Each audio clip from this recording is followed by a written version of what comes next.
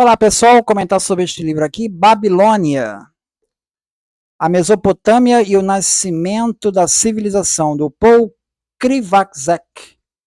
Esse livro é publicado pelo 2018, pela editora Zahar. Vou destacar alguns pontos do livro, né? Então, primeiro eu vou destacar a questão da narrativa do dilúvio, né? Ele vai falar no dilúvio, são narrativas que aparecem ali no Gênesis, né? Existem vários relatos de dilúvios ali de várias civilizações da Mesopotâmia, tá? Então, ele vai sinalizar que possivelmente foi um evento real que aconteceu aí de grandes proporções. Talvez a reinundação do Golfo Pérsico, que teria sido o vale de um rio seco até a elevação do Mar da Arábia, encobrir a plataforma rochosa no Estreito de Hormuz. Isso teria ocorrido por volta de 10.000 a.C. Outros sugeriram que o modelo mais provável poderia ser a irrupção do mar Mediterrâneo pelo Estreito de Bósforo, que teria inundado a bacia do Mar Negro há 7.500 anos atrás. Conteria apenas um lago muito menor de água doce. É possível que essa inundação tenha afetado tão profundamente a população do Paleolítico Superior que formou a lenda do Grande Dilúvio. Tá? Bom, a convicção de a narrativa do dilúvio de Noé refletiria a história foi reforçada pelo anúncio público em 1872 de que os antigos assírios também haviam contado uma história que tinha muitas semelhanças espantosas com o livro de Gênesis, né? Então nós estamos falando sobre Gilgamesh.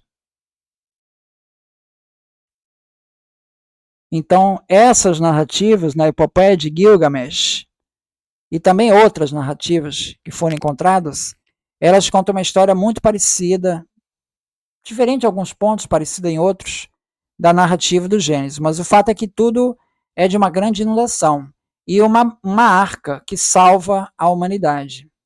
Mas tem diferenças no enredo, né? Mas essa narrativa de dilúvio, ela é comum. E aí ele conclui assim: e assim ficou estabelecido que muito antes de se redigir o Gênesis, os próprios antigos mesopotâmios haviam contado a história de um dilúvio universal, enviado por determinação divina para destruir a humanidade. Tá? Tem diferença na narrativa, né? Por exemplo, no Gilgamesh, no Gênesis é por causa da perversidade da humanidade. Né? No Gilgamesh não é isso, é outra razão. Em pouco tempo, descobriram-se outros textos que forneciam relatos similares em diversas línguas diferentes, sumério, acádio antigo, em várias regiões diferentes. Na mais antiga, encontrada numa tabuleta na cidade de Nippur, datada aproximadamente 1800 a.C., escrita em sumério, o papel de Noé é assumido por um rei de Shuruppak. Em outro, escrito em século XVIII a.C., em Acádio, o protagonista se chama Atrahasis. Os relatos mesopotâmicos diferiram da Bíblia dos Hebreus num aspecto importante, porém, o motivo de Deus para enviar o dilúvio, a razão fornecida no Gênesis é a iniquidade da humanidade. A epopeia de Atrahasis, por outro lado, explica que o Deus Supremo, Enlil, resolveu destruir a humanidade por causa da insônia. Então, tem várias diferenças, mas o fundo é que tudo indica que houve de fato um grande cataclisma aí, envolvendo uma inundação ali naquela região e que marcou essa distinção. Tenha ela se baseado ou não numa catástrofe real, houve outra razão mais importante para os mesopotâmios contarem e recontarem a história do dilúvio. Ela desempenhou um papel estrutural crucial na visão que os antigos tinham da sua história.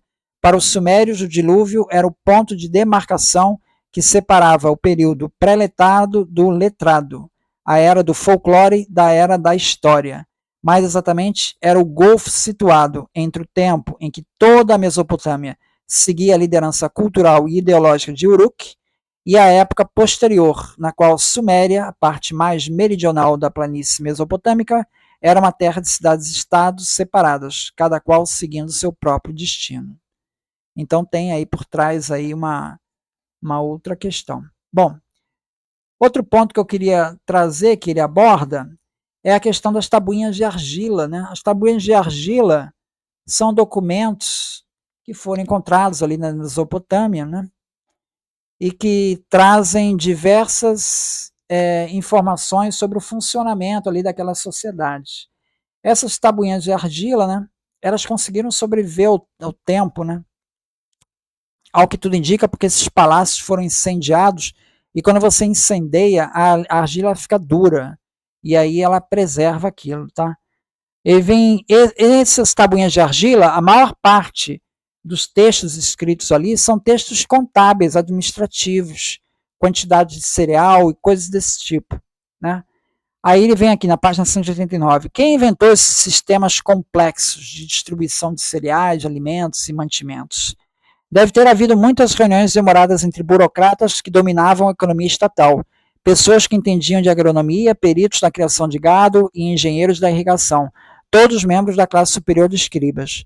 Não foi pouca coisa conceber um plano nacional que contabilizava, distribuía, pagava e alimentava possivelmente até 1 milhão de trabalhadores espalhados por toda a Mesopotâmia, tudo isso usando tecnologia da Idade do Bronze, transporte em jumentos.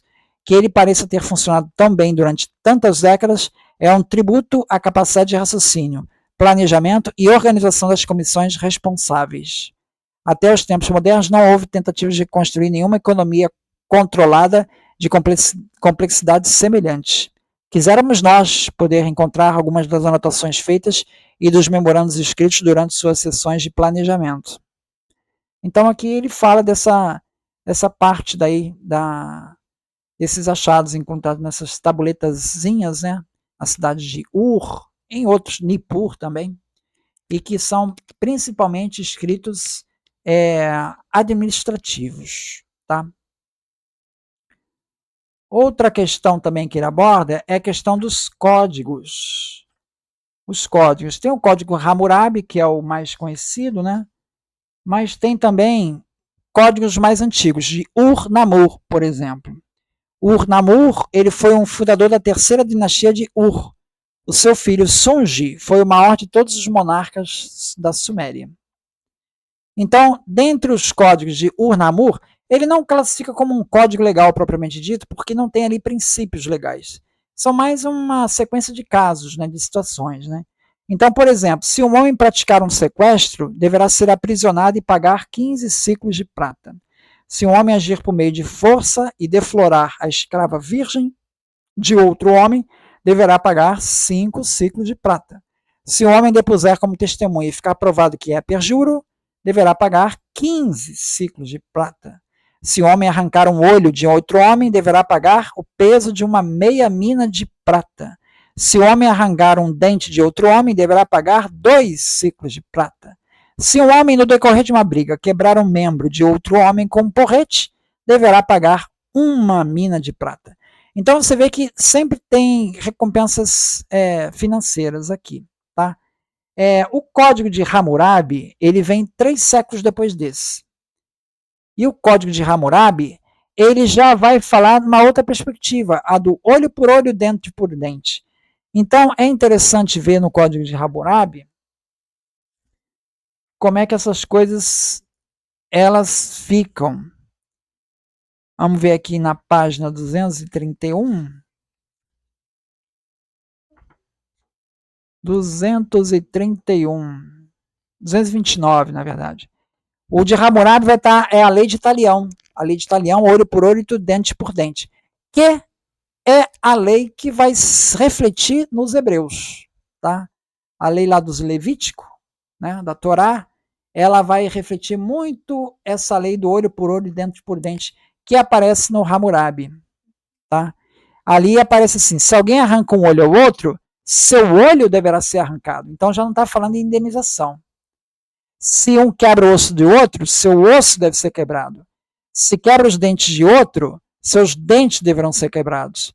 Se um construtor constrói uma casa para alguém e não o faz corretamente, e se a casa que ele construiu cai e mata o proprietário, esse construtor deve morrer. Se a casa matar o filho do proprietário, o filho do construtor deve morrer. Percebeu o negócio? O cara é construtor, ele construiu uma casa. Essa casa caiu.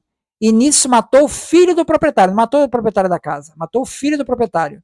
Quem deve morrer é o filho do construtor. Isso está no código de Hammurabi. Tá? Então é a lei do olho por olho, dente por dente, que vai também, mais uma segunda influência aqui no povo hebreu. Né? O primeiro já falei da questão do dilúvio, né? Agora falei na questão da legislação. Essa é outra influência que vai ter também. Bom, mais um tema que eu queria falar aqui, para encerrar a live, na página 293.